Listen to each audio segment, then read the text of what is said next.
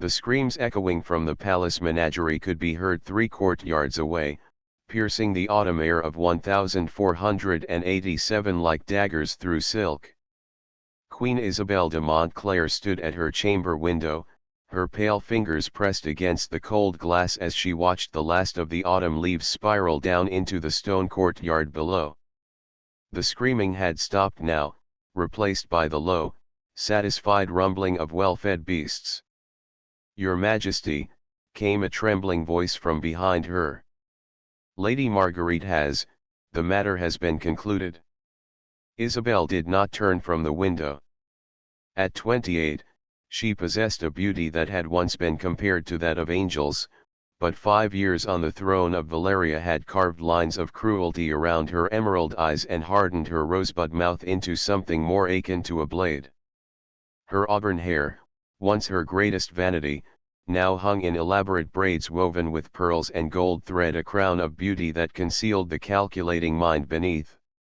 "Good," she said simply, her voice carrying the musical quality that had once charmed courtiers and foreign ambassadors alike. "Have the remains removed before evening. I will not have the stench disturbing tonight's feast." The servant, a young page named Henry whose face had gone the color of parchment, bowed deeply. "Yes, Your Majesty." And the other matter?" "The Duke of Ravenna's proposal."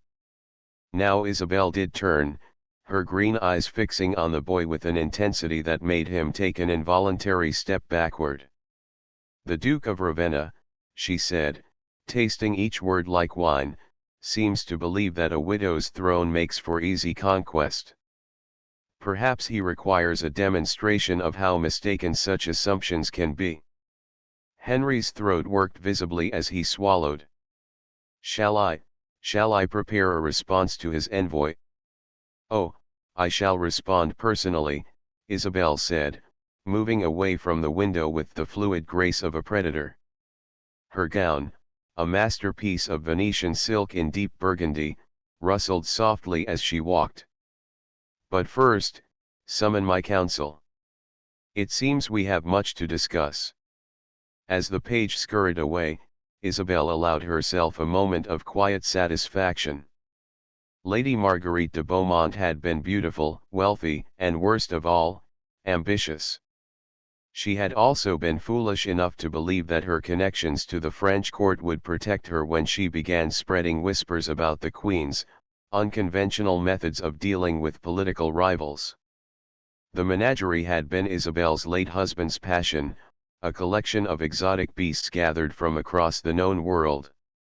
King Philippe had delighted in showing off his lions, tigers, and leopards to visiting dignitaries, never imagining that his young bride was studying the creatures with far more practical interest than mere curiosity.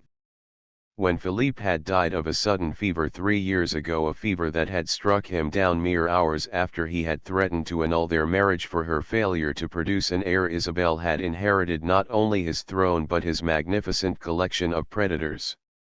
She had quickly discovered that they served purposes far beyond mere spectacle. The council chamber was a testament to Valeria's wealth and power, its walls lined with tapestries depicting the kingdom's military victories and its long table carved from a single massive oak. As Isabel entered, the assembled nobles rose as one, their faces carefully composed masks of respect and barely concealed fear. At the head of the table sat Cardinal Torridi, the papal legate whose presence in Valeria was both a blessing and a constant reminder of Rome's watchful eye. To his right was Lord Chancellor Beaumont, Marguerite's uncle, whose face had gone ashen when news of his niece's fate had reached him.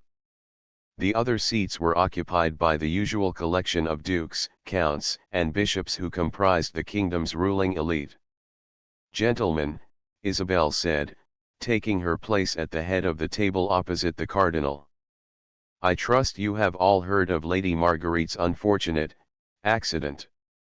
The silence that followed was deafening.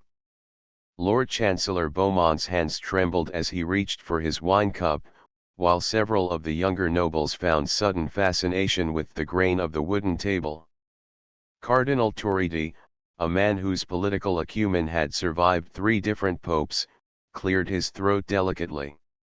Your Majesty, while we all mourn the tragic loss of Lady Marguerite, perhaps we might discuss the more pressing matter of the Duke of Ravenna's proposal. Ah yes, Isabel said, settling back in her chair with feline grace. Duke Alessandro's generous offer to relieve me of the burden of ruling alone. How thoughtful of him to concern himself with my welfare. The Duke commands considerable military strength, ventured Count Montrose, a grizzled veteran whose loyalty to the crown had never been questioned. His alliance could prove valuable, especially with the growing tensions along our eastern borders. And what would be the price of this alliance? Isabel asked, though her tone suggested she already knew the answer. Marriage, Your Majesty, Cardinal Torridi said carefully. The Duke seeks your hand, along with certain assurances regarding the governance of Valeria. Isabel laughed, a sound like silver bells that somehow managed to convey more menace than mirth. Assurances. How delightfully diplomatic. He wants to be king, gentlemen. Let us not pretend otherwise. Your Majesty, Lord Chancellor Beaumont said, his voice barely above a whisper, the kingdom requires stability. A queen ruling alone, without heir or husband, it invites challenges from our enemies. Does it indeed? Isabel's eyes fixed on the Chancellor with predatory intensity. And what sort of challenges might those be, my lord? Internal ones, perhaps. Whispered conspiracies in darkened corners. Suggestions that a woman is unfit to rule. Beaumont's face went from ashen to white. I would never suggest such a thing, Your Majesty. My loyalty to the crown is absolute. Of course it is, Isabel said softly. Just as your dear niece's loyalty was absolute. Right up until the moment she began entertaining certain French courtiers with tales of my supposed instability. The temperature in the room seemed to drop several degrees. Every man present was acutely aware that Lady Marguerite's remains were, at that very moment, being scraped from the floor of the menagerie. Perhaps, Cardinal Torridi said with the careful diplomacy of a man walking through a field of hidden snares, we might consider the Duke's proposal on its merits. A political alliance need not compromise Your Majesty's authority. You speak as if I have not already considered every aspect of this situation, Isabel replied. Duke Alessandro is ambitious, wealthy, and commands the loyalty of 3 provinces. He is also arrogant enough to believe that marriage to me would make him the true ruler of Valeria. She rose from her chair and moved to the great window that overlooked the palace gardens. In the distance, she could see the menagerie, its high walls concealing the magnificent predators within. Tell me, Cardinal, she said without turning around, what does Rome think of queens who rule without husbands? The Church recognizes the divine right of legitimate monarchs, Torridi replied carefully, regardless of their gender. How progressive! And what of queens who employ unconventional methods to maintain their authority? The Cardinal's pause was telling.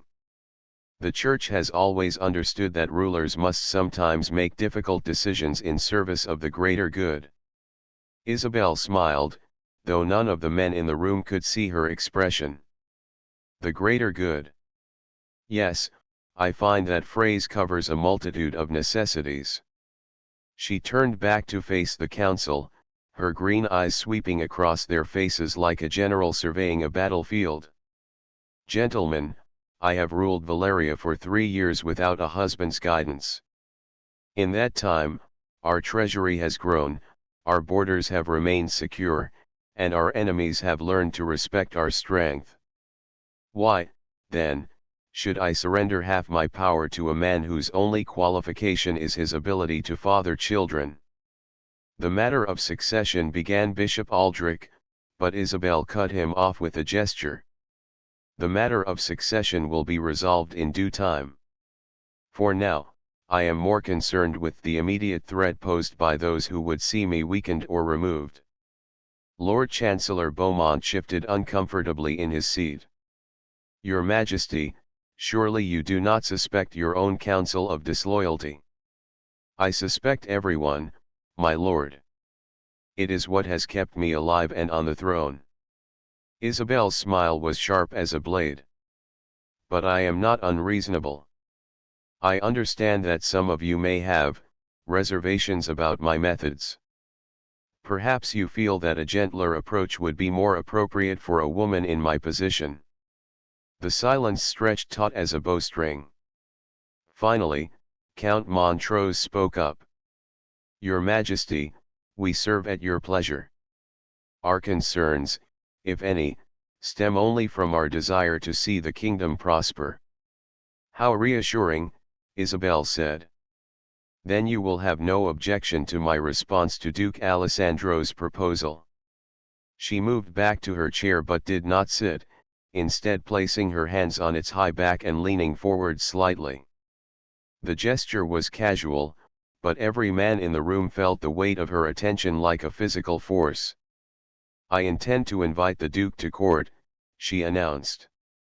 A grand celebration, lasting a full week. We shall show him the finest hospitality Valeria has to offer. Cardinal Torridi frowned. Your Majesty, if you mean to accept his proposal, I mean to show him exactly what sort of queen he seeks to marry, Isabel interrupted. And what fate awaits those who underestimate me? The implications of her words hung in the air like incense, heavy and cloying. Several of the nobles exchanged glances, but none dared voice their thoughts aloud.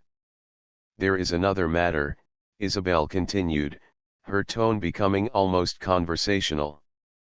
I have received disturbing reports of seditious talk among certain members of the nobility. Suggestions that my rule lacks legitimacy.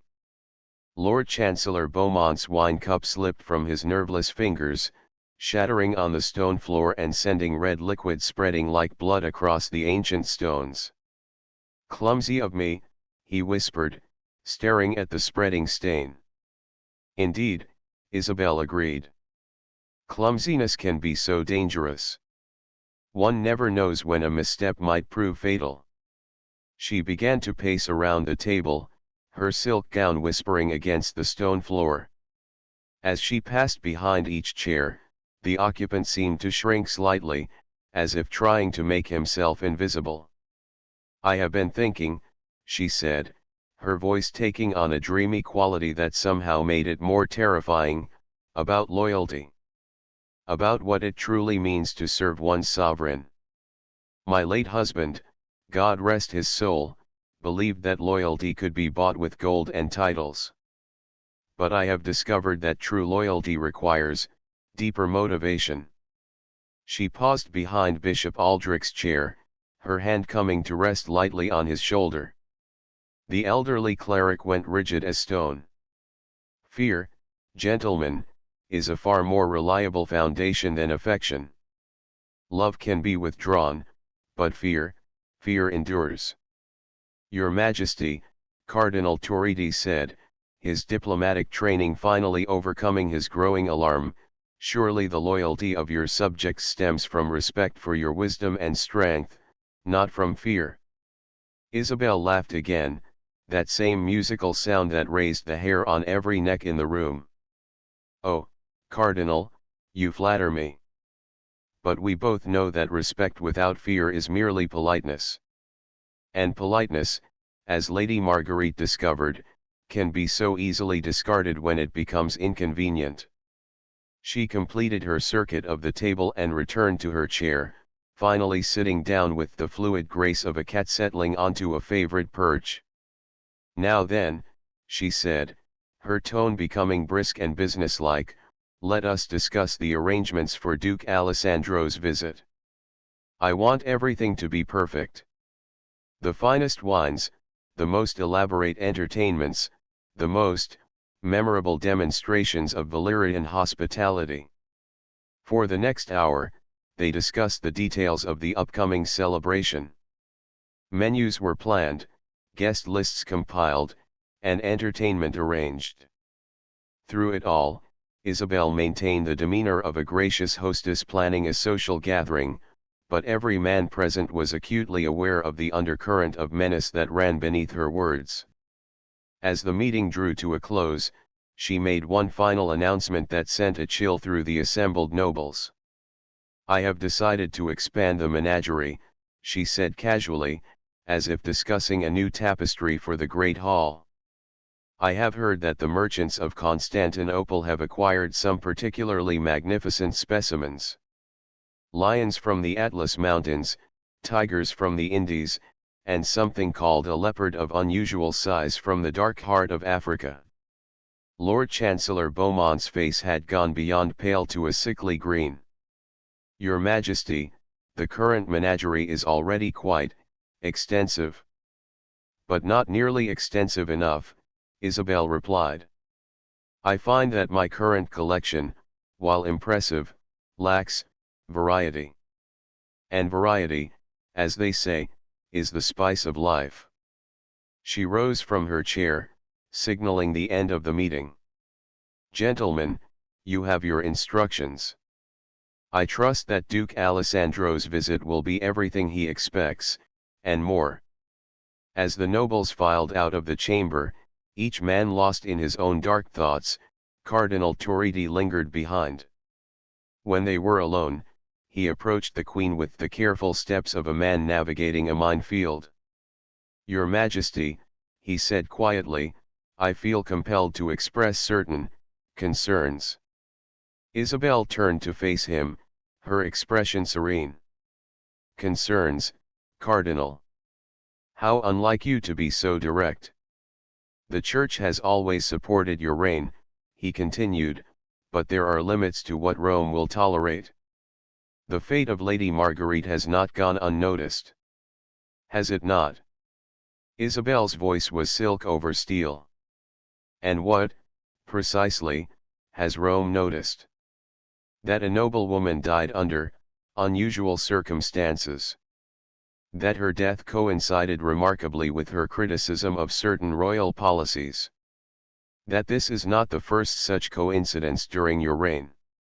Isabel moved closer to the cardinal, close enough that he could smell the expensive perfume she wore, jasmine and roses with an underlying note of something darker. "Cardinal," she said softly, "are you suggesting that I had Lady Marguerite murdered?" "I am suggesting," he replied with admirable steadiness, "that appearances matter. That even the appearance of impropriety can damage the crown's reputation." "And what would you have me do? Allow treasonous whispers to spread unchecked? Permit ambitious nobles to undermine my authority with impunity?" "I would have you remember that you rule by divine grace," Torridi said, his voice gaining strength. "And that divine grace can be withdrawn from those who abuse their power." For a moment, the two stared at each other in silence. Then Isabel smiled, and the cardinal felt his blood turn to ice water in his veins. "Divine grace," she repeated thoughtfully.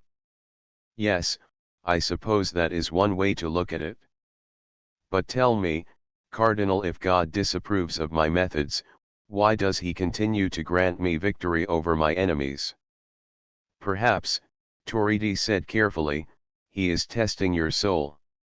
"Or perhaps," Isabel countered, "he is testing theirs." She turned away from him and walked back to the window, her attention apparently caught by something in the courtyard below. "You may go, Cardinal. I have much to prepare for Duke Alessandro's arrival." Torridi hesitated for a moment, then bowed stiffly and made his way toward the door. As his hand touched the handle, Isabel spoke again without turning around. "Cardinal? You might want to avoid the menagerie for the next few days. The new arrivals from Constantinople are still adjusting to their new home. They can be quite unpredictable when they're hungry." The cardinal's hand froze on the door handle. "New arrivals, Your Majesty?" But I thought, oh yes, Isabel said, her voice filled with satisfaction. They arrived this morning. Magnificent creatures, really. Particularly the leopard. Such beautiful spots, and such appetite. Torridi left without another word, his footsteps echoing down the corridor with unseemly haste. Alone in the council chamber, Isabel allowed herself a moment of genuine pleasure. The cardinal's fear had been almost palpable, a delicious confirmation of her growing power. She moved to her private writing desk and began composing a letter to Duke Alessandro, her pen moving across the parchment with fluid grace. The invitation would be everything he expected: flowery language, diplomatic courtesy, and subtle hints at her willingness to consider his proposal. What it would not contain was any indication of what truly awaited him in Valeria. As she wrote, her mind wandered to the menagerie and its newest inhabitants. The leopard was indeed magnificent, a creature of such savage beauty that she had felt an immediate kinship with it. Like herself, it was a predator that had learned to hide its true nature behind a facade of elegance. The sound of approaching footsteps interrupted her thoughts. A soft knock at the door was followed by the entrance of her personal secretary, a thin, nervous man named Dubois, who had served her faithfully since her marriage to Philippe.